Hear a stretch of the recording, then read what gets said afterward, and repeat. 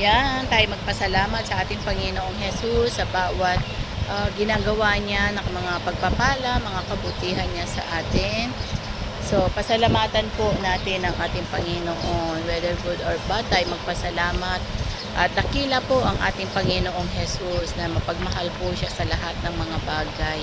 Sometimes po tayo ay nanghihina physically or spiritually, pero nandyan po siya. At yung mga promises ng Panginoon, no, na hindi niya tayo iwanan, ipabayaan, i-claim po natin yan sa Hebrews 13. And of course, yung sabi niya na He will restore us from all yung mga nawala po sa atin. God will restore us more for that.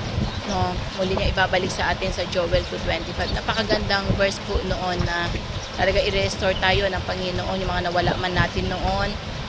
Babalik po niya. Basta manampalataya tayo and in God's perfect time. Hindi po yung time natin, kundi yung time po ng ating Panginoon. Ibabalik po niya lahat, no?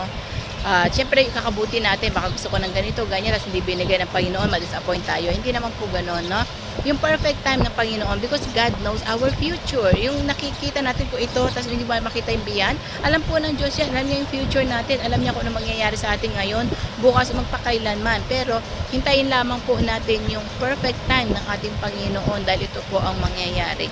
Parang si David po, na naalala ko, di ba, nasabi niya, build the temple, no? Bibuild ng Panginoon, pinapabuild yung temple, pero hindi po nangyari sa kanya, pero nangyari po yan kay Solomon, sa kanyang anak po, na siya yung nag-build ng temple. So, ganun po yun. So, in God's, sa tamang panahon ng ating Panginoon, iaayos po niya lahat. So, muli po, shalom, shalom, God bless all. Bye for now.